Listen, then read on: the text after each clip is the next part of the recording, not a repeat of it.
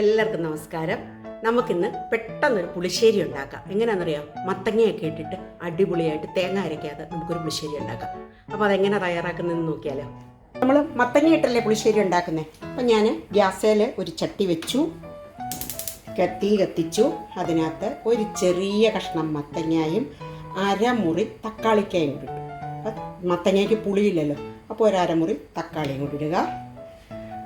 അതിലോട്ട് 2 പച്ചമുളക്, ഒരല്ലി വലിയ അല്ലി വെളുത്തുള്ളി, ഒരു കുഞ്ഞു കഷ്ണം ഇഞ്ചി, ഇതെല്ലാം കൂടെ അരിഞ്ഞിട്ടു.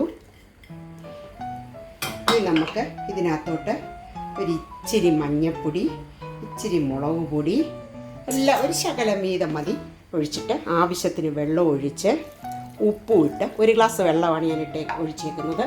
നമുക്ക് ആവശ്യത്തിനുള്ള ഉപ്പും ഇട്ടിട്ട് ഇതിനെ ഒന്ന് വേവാൻ വയ്ക്കാം. അപ്പോൾ അതുവരെ എല്ലാവരും ഒന്ന് വെയിറ്റ് ചെയ്യുക. മത്തങ്ങ തക്കാളി ഇതൊക്കെ ഏത് പരുവായെന്ന് നമുക്കൊന്ന് നോക്കാം. പെട്ടെന്ന് വേവുമല്ലോ മത്തങ്ങയൊക്കെ ആകുമ്പോൾ. പക്ഷേ നമുക്ക് ഈ മോരുകറിക്കായതുകൊണ്ട് നല്ലപോലെ ഒന്ന് വെന്ത ഉടയണം ആ തക്കാളിയും മത്തനും എല്ലാം. ഉപ്പുണ്ടോ എന്ന് നോക്കുക. ഉപ്പൊക്കെ ഇതിനുണ്ട്, തക്കാളിയുടെ പുളിയൊക്കെ ഉണ്ട്. അപ്പോൾ ഇത് ഇച്ചിരി കൂടെ ഒന്ന് വേവട്ടെ. ആ സമയത്ത് ഞാൻ ഇതുപോലെ 1 കപ്പ് നിറച്ച് തൈര് മിക്സിയിലിട്ട് വെള്ളം ഒഴിക്കാതെ ഒന്ന് കറക്കിയെടുക്കട്ടെ. അതാണ് മത്തങ്ങ തക്കാളിയൊക്കെ നന്നായിട്ട് നല്ലപോലെ വെന്ത് ഉടഞ്ഞിട്ടുണ്ട്. ഇതിനകത്തേക്ക് നമുക്കിപ്പോൾ ഒരു ശക്കലം ബാക്കി കടുവറക്കുമ്പോൾ ഇടാം. ഇത്രയും ഉലുവാപ്പൊടി അങ്ങോട്ട് ഇട്ട് കൊടുക്കാം. അതുപോലെ തന്നെ ഒരു ശക്കലം ജീരകപ്പൊടി, ഒരു ഇച്ചിരി മതി. ജീരകത്തിൻ്റെ രുചി ഇഷ്ടമുള്ളവർക്ക് വേണമെങ്കിൽ മാത്രം ഇട്ടാൽ മതി, അല്ലാത്തവരിടണ്ട. ഞാൻ അതിൻ്റെ ഒരു ഞുള്ള് ജീരകപ്പൊടി ഇട്ട് കൊടുക്കും.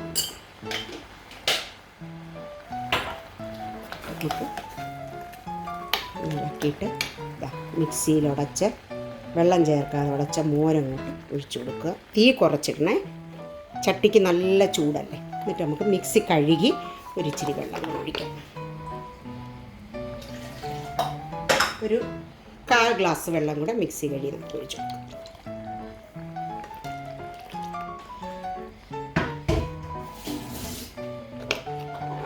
എന്നിട്ട് എല്ലാം കൂടെ ഒന്ന് ഇളക്കി ഗ്യാസ് അങ്ങ് ഓഫ് ചെയ്തോളുക. കാരണം ചട്ടിക്ക് നല്ല ചൂടാണ്.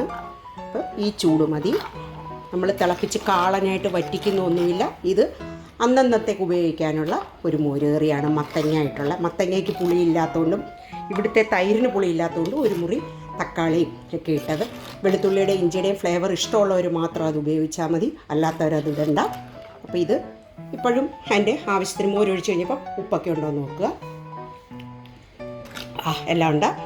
അപ്പോൾ ഇനി ഞാൻ ഈ ഗ്യാസ് അങ്ങ് ഓഫ് ചെയ്യുക. എന്നിട്ട് നമുക്ക് കടുക് താളിച്ചിടാം. അപ്പം ഞാൻ ഗ്യാസിൽ നിന്ന് മാറ്റിയിട്ട് കടുക് താളിക്കാനായിട്ടൊരു പാൻ വെച്ചു. അതിനകത്തേക്ക് ആവശ്യത്തിന് വെളിച്ചെണ്ണ ഒഴിച്ചു കൊടുക്കുക. വെളിച്ചെണ്ണയുടെയൊക്കെ അളവ് കുറയ്ക്കുക.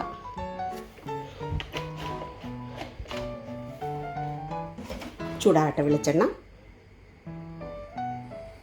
വെളിച്ചെണ്ണ ചൂടായി. അതിനകത്തേക്ക് നമുക്ക് ഒരു 1/4 ടീസ്പൂൺ കടുക്, 1/4 ടീസ്പൂണിൽ താഴെ മുഴുവൻ ഉലുവ. നമ്മൾ ഉലുവാപ്പൊടി മോരിനകത്ത് ഒഴിച്ചിട്ടുണ്ടായിരുന്നു, അതങ്ങോട്ട് മൂക്കട്ടെ.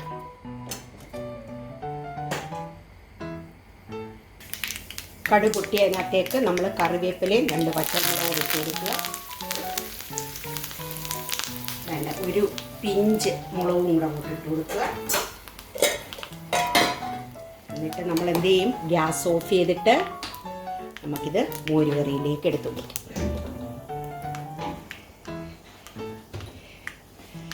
നല്ല ചൂടോടെ അങ്ങോട്ട് ഒഴിച്ചു കൊടുത്തു കഴിഞ്ഞ് കഴിഞ്ഞാൽ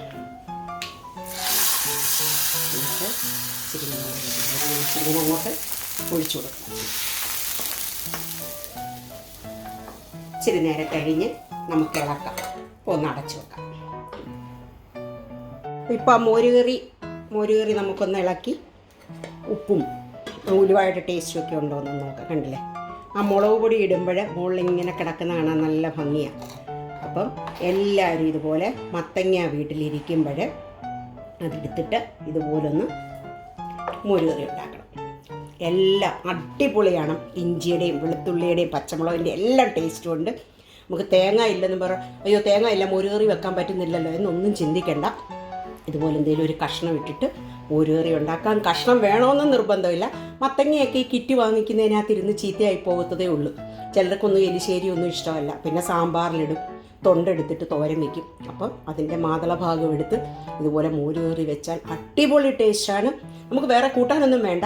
ഒരു ചാള വറുത്തതുകൂടെ ഉണ്ടെങ്കിൽ പിന്നെ പറയണ്ട, ഊണ് അടിപൊളിയാണ്. അപ്പോൾ എല്ലാവരും ഈ മത്തങ്ങ പുളിശ്ശേരി ഒന്ന് ട്രൈ ചെയ്ത് നോക്കണം. എന്നിട്ട് അഭിപ്രായങ്ങളെല്ലാം നമ്മളെ അറിയിക്കണം.